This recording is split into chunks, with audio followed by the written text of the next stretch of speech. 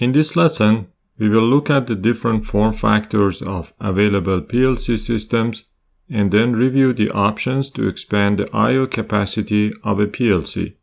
We also explain what factors are considered by control designers to choose the required modules for a PLC package.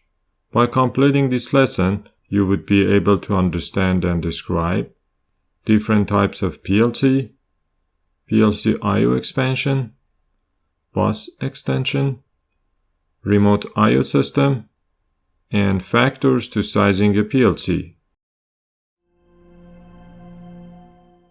In the majority of cases, PLC systems are designed in a modular format. It means you will build the system based on requirements. First, you determine how many I/O are needed in your application, and then what type of input or output module is required, and how many if one is not enough. The modular type PLC architecture offers flexibility in creating various hardware configurations. PLC modules are mounted either on a standard 35mm DIN rail or on a special manufacturer-supplied rail. The rack that houses the CPU is called the main rack. There is a limit to the number of modules you can put in the main rack.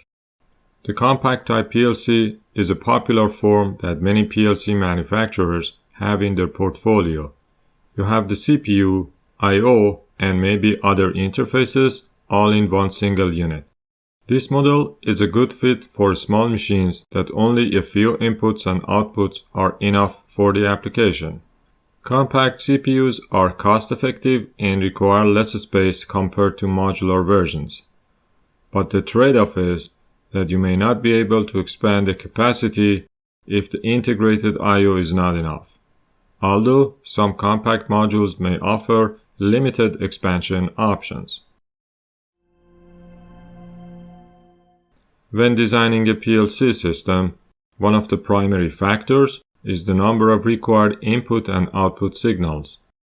You also need to define how the I/O signals are handled by the CPU. The enclosure that includes the CPU called main rack. There is a limit for the number of modules you can put in the main rack. If more I/O is required in a system, you may have two options to expand the capacity. One is adding extension rack and the other is using remote I/O. Next, we will look at each option separately. The traditional technique to increase the capacity of the main rack in a modular PLC is to extend the bus by using extension racks and then insert more I/O modules. This would be simply done by adding a bus extender module on each rack and connecting them via a special cable. Extension racks are typically mounted on the same cabinet as the main rack.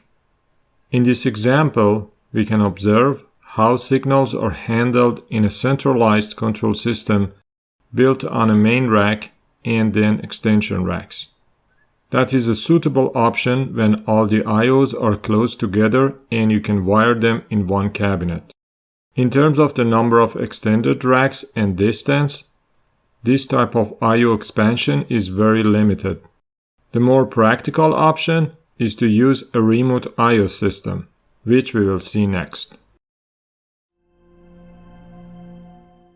Sometimes PLC I/Os are distributed around the production machine or assembly line. If you want to bring all the I/Os into one cabinet, an extensive wiring may be needed that can result in voltage drop and is also prone to electrical noise. The good practice is to distribute the I/Os to local stations and then connect the local stations to the main CPU via an Ethernet-based communication network. Remote I/O has higher capacity and flexibility compared to rack extension and is considered a preferable method for PLC system expansion. You can have many nodes spread over long distances using fiber optic cables and mix of various I/O card series. Some PLC manufacturers even offer remote I/O systems that could be integrated with a different PLC brand. Working in the field of PLC, I guess you may have this question at some point. How should I choose the right PLC for my application? This is a very important and interesting topic. I/O count is a key factor in sizing a PLC, or more precisely, the CPU. For example, a low-end compact CPU is designed to handle about 100 I/O or less, whereas a high-end modular CPU may be capable of processing more than 1,000 I/O signals. The catalog contains information on the maximum I/O count that each CPU can manage. However, a good rule of thumb is to never go above 50%.